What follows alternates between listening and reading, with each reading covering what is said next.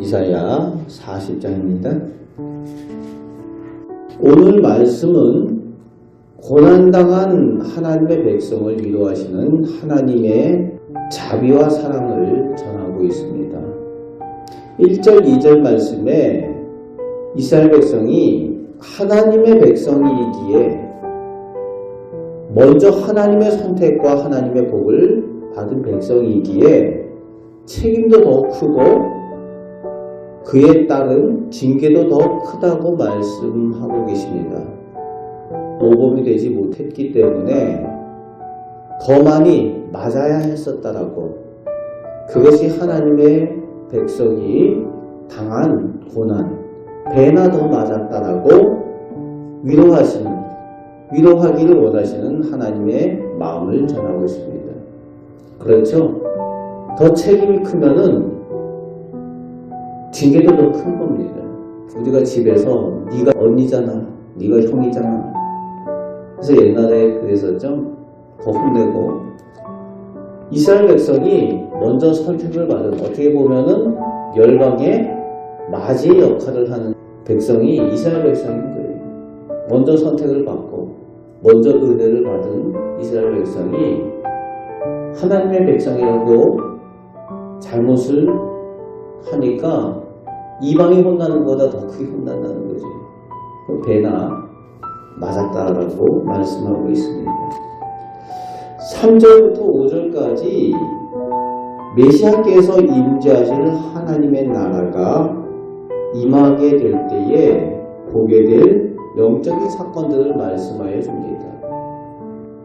어려움을 당하고 고난을 당하는 그 백성을 위로하시는 하나님의 은혜에 대해서 말씀하여 주고 계시는 거죠.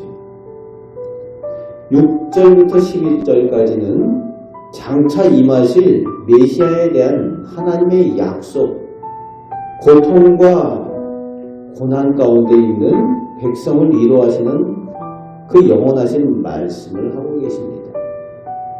하나님께서 주시는 그 약속이 변함이 없으시다는 거죠. 모든 사람은, 모든 육신은 세상에 있는 모든 것들은 풀과 같이 그렇게 사라져버리는 것일지라도 메시아의 임재에 대한, 주님의 구원에 대한 약속, 그 말씀은 영원히 변함이 없으시다 라고 말씀하여 주십니다.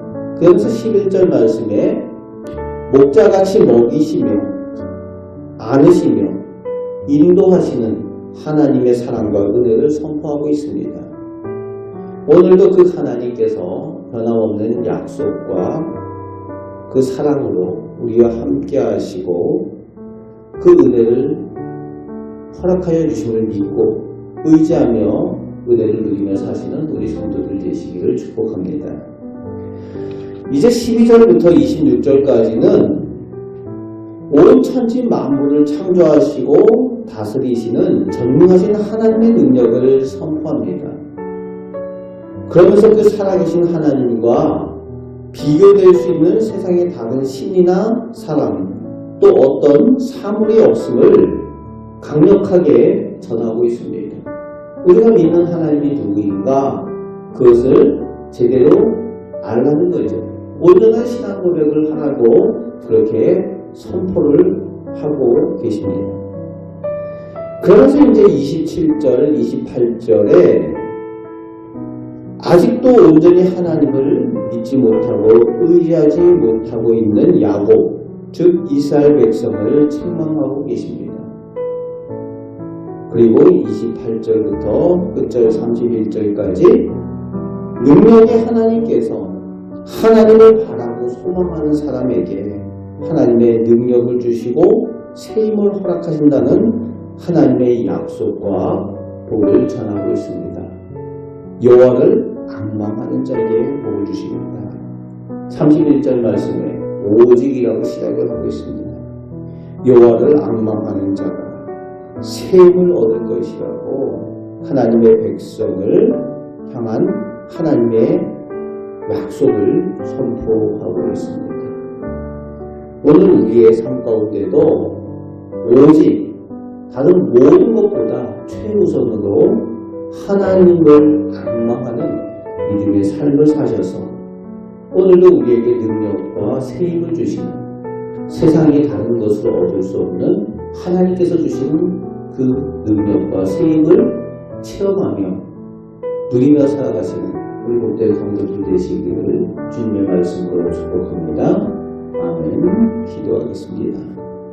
하나님, 오직 여호와를 앙망하는 자가 하나님께서 허락하여 주시는 세상이 알지 못하는 새 힘과 능력을 체험하며 누리게 되는 줄 믿습니다.